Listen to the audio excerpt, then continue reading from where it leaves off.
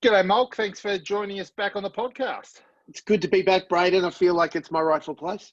Yeah, and I mean, you're so regular here. We've even got your own intro track, so let's play that now. Yes, the video doesn't quite sell that, but in the podcast, they loved it. Now, Molk, at the top of the episode, I shared with the listeners that over the last couple of months, I became aware of a certain story that troubled me, that I think raises some questions, and I wanted to tell you the story, but this way we get to capture your response, and I think because your response will probably mirror mine. Great. That's what I'm hoping, but it was hard to sort of share that with the world once I'd already read it. So Sure. I'm going to read you this story, and I'm going to allow you to respond. Great. On the show page are all the sources from reputable journalists and court documents, No! so that people can verify it.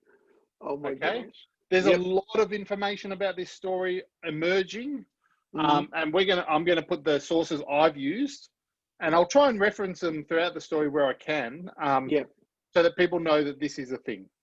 Great. Okay? Sure. So I'm going to start with a few quotes. Okay. Renee's former youth pastor, Richard Hart, said this about Renee. She knew that she wanted to make a difference and started recognizing it wasn't so much her, but God in her and through her. And she started believing that. So she acted on it to where those of us watching her who had an influence on her life, it was so obvious to us that God was doing something in her heart. That sounds really positive. Just off the top? Great place to start. Renee's mother, Laurie, said that Renee's really just an ordinary girl who says yes to an extraordinary God. Great. Yeah. So this story is about a young lady called Renee Bach. I'm glad it's about Renee. No, I have not. Renee? Oh, that makes this even more interesting. Renee was born in a small town in rural Virginia in the United States. Less than 700 people live in Renee's town. She gets coronavirus and dies. Unsurprisingly, she was homeschooled. Oh, unsurprisingly. In her teens, she helped her parents run an evangelical ministry from their property in hippotherapy. Hippotherapy. It's very similar to equine therapy, where people come and ride horses as a healing process. Okay, but let's just roll this back a sec. Hippotherapy suggests that they're doing that with hippos. And I don't understand science. That is the phrase. HIPPO therapy. There are no hippopotamuses involved. Anyway, that's not the point of this story. It's just... I was hoping that we were going to go to Africa or something, because this was getting outrageous already. Not long after she got her high school diploma, members of her church told her that an orphanage in Jinja, Uganda, needed volunteers. What? She's going to have hippotherapy. No, that's the last we talk about hippotherapy. Oh, that's so disappointing. That was all I could find out about her teenage years. I love the hippos. So Jinja in Uganda is a town of about 80,000 on the northern edge of Lake Victoria. It's a bustling place. Big town. It's actually the sort of extreme sports capital of Uganda. So think, adventure junkies, but there's also a massive sort of volunteer Misho community there. Wow. It kind of makes sense, right? Lots of trips. That's right. You could sort of get a buzz and feel like you're helping. The motorcycles everywhere, minibuses, and they say that the sort of main street separates it between those who live there, the native Ugandans, and those who have sort of traveled there, the Anglo expat community. I can feel the dust caking in my nostrils, Braden. Exactly. Yeah, and Bob Marley in the background sort of thing. What a word picture you paint. Bach, Renee, arrived in 2007. She says she felt very home and at peace there. She loved being Right. immersed in a foreign culture and absorbed in her work. It's worth noting Renee had never previously traveled outside of Virginia. Cool. Okay. Renee volunteered at an orphanage for 9 months. The orphanage is well known. It's at the top of the directory because its initials are ABC. And so a lot of people, they refer to it as sort of the gateway to missionary work in Ginger. A lot of people go there, you can do a short-term thing. Great. She returned to America, assuming that she would just, marry someone and have kids and live in the small town, when God told her to return to Ginger. Go back to Ginger. Go back to Uganda. Renee, this Yes. is Molk pretending to be God. Very much so. Back to At Ginger. 19, Yes. Renee launched her NGO, Serving His Children. She's 19 and she's doing this. According to their website, they are a God-breathed Christian ministry. Renee is the founder and the director of Serving His Children. The Right. board members consist exclusively of family and friends from Bedford, Virginia. That makes sense. Sure. Renee has no experience or training in running an NGO. Oh my goodness. Sure. Serving His Children starts as a feeding program addressing malnutrition, which is a severe problem in parts of Africa. Yes. Are they feeding them hippo? No. I really Again, want the hippos to the come back. hippos, they're done. No, we don't go back. Disappointment. Okay. Serving His Children also operated out of the home that Renee was leasing off a government official, which is at the front of the Ginger slum village, Masese.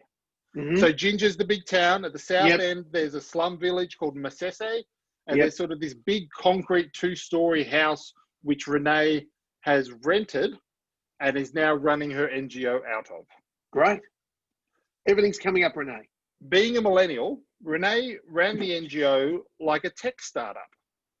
She relied exclusively on donations, fundraised through social media and her blog.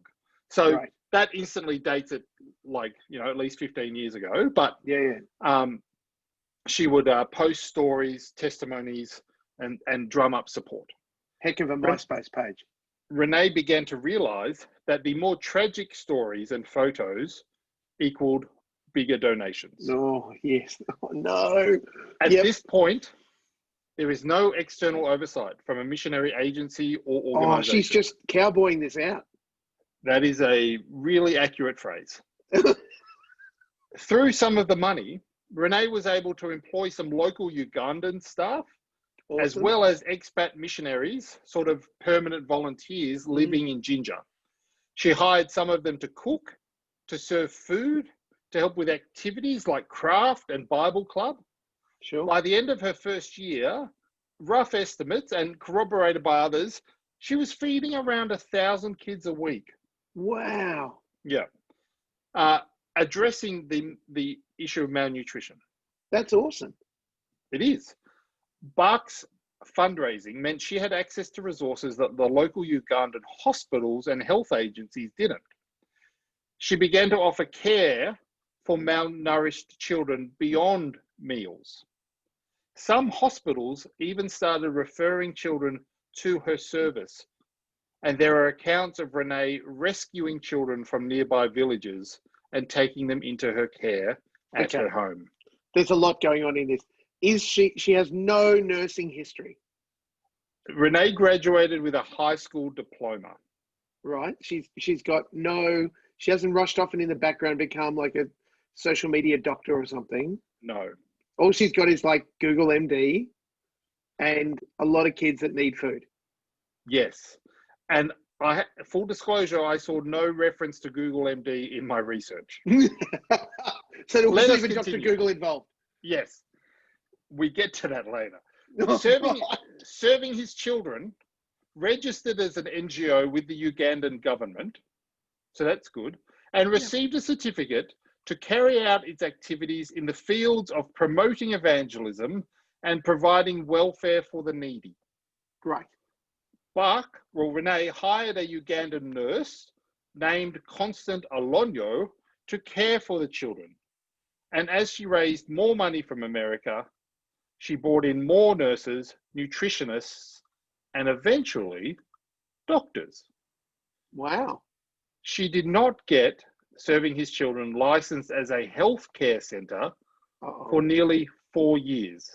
So she's operated off the grid essentially, with a whole bunch of doctors and nurses volunteering or working for her Yes, as a registered NGO, but not as a licensed medical joint. correct. So in America, she is staring down lawsuits. Renee insists this shouldn't have been confusing. Quote to her, all our clients signed a release stating, I realize this is not a registered hospital. This is a nutritional rehabilitation facility. It is worth noting that form was in English, one of more than 50 languages spoken in Uganda, and most of the clients were illiterate. Renee insists that shouldn't have been confusing. Man, right now I'm insisting this is confusing. The form, one of the volunteer forms Serving His Children provided to volunteers, contained a motto, you don't have to be a licensed teacher to teach or be in the medical industry to put on Band-Aids. Whoa. Yes. Now, Molk, here we actually need to fast forward to 2020. Wow. So we can then duck back. Okay. Okay. So a bit of whiplash. Scooby-Doo.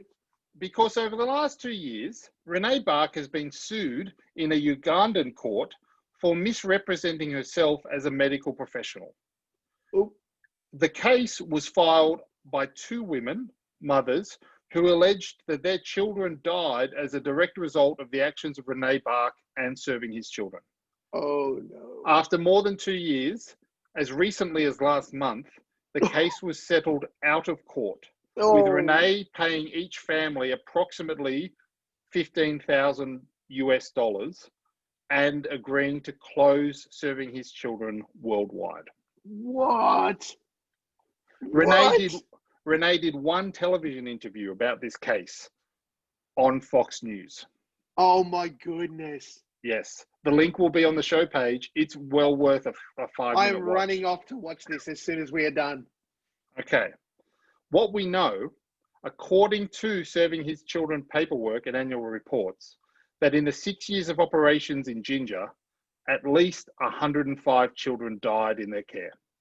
What? 105? That's outrageous. This is where it gets messy. Oh, it gets messy. Allow me to review some key pertinent points. Renee has no medical qualifications. She's not a doctor. Renee has no experience running an NGO. The NGO has no accountability. Oh. Okay, so let's go back to sort of in the midst of the mess.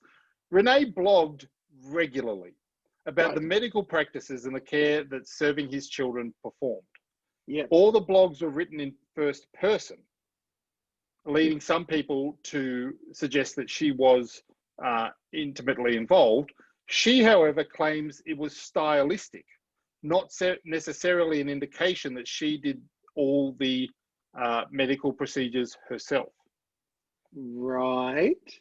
In 2012, Serving His Children annual report included 21 deaths.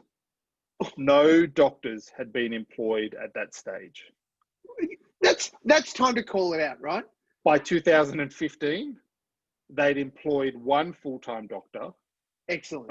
Over 930 kids were part of their rehabilitation program. Yeah, how many survived? Well, it was cumulative deaths at that stage, and that's when we got to 105.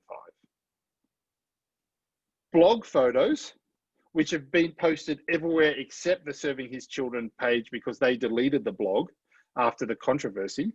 That will be on some kind of Google archive somewhere. Yes. Oh, it's there. The sources will be on the show page. And a witness affidavit from a registered nurse indicated, so the photos and this affidavit suggested Renee appeared significantly involved and indeed conducted medical practices, including blood transfusions, sutures, delivering babies, prescribing and dosing medications, setting up IVs and intramuscular injections, femoral artery punctures, and the preparation of a dead body. Do you want that list again? Yes. What? So there is evidence, both through written testimony of a nurse and indeed photos on the blog of blood transfusions, sutures, delivering babies, prescribing and dosing medications, setting up IV and intramuscular injections, femoral artery punctures, and the preparation of a dead body. Okay. Wait. How? In the concrete building, Renee had set up what she called the Red Room, which was a room she painted red and they treated like an ICU with up to 4 beds for patients in it. Was it red to hide the blood stains? I can't comment on that. However, it was the Red Room, their own ICU. Oh, my God. Renee admits that she did often consult doctors in the US via Skype and used a manual called Where There Is No Doctor, a 1993 medical journal for Amazing. village life. You can still buy that on Amazon. Has it been updated since 1993? A special chapter that says if you're in Uganda. Burn this book. I'm not sure whether it's been updated, but I will totally be buying that book. What a prop. Multiple blog posts of children who died were accompanied with tragic Christian cliches like God needed another angel or went to Jesus, and all these reported in more funding being sent to Renee. Oh, of course, because the poor little babies they died, and we need the money to help save them, even though I'm stabbing them with stuff I don't know what I'm doing with. Yes. Can you Now, imagine what her first transfusion was like? She had a spoon and was just like, I just have to dig the vein out. Like, what is going on? There are many conflicting stories over what happened in those 3 or 4 years. I've relied solely on affidavits from former staff and volunteers involved. Renee naturally denies any, misconduct. Wrongdoing. Yes. And the case was only claiming that she fraudulently represented herself as a medical professional. We've included the sources on our show page. There is a lot more information we could have said, and we will promote other ways for you to access that story. But I want to finish with one quote from a man who worked at serving his children for several years, including driving, program director, and security. He wrote that one of his jobs was to return the bodies of dead children to their village. Oh. And he wrote that he was driving up to 10 bodies every week over the 3 years he worked there. What? There is a largely widely held belief that the 105 is not an accurate number. It can't be.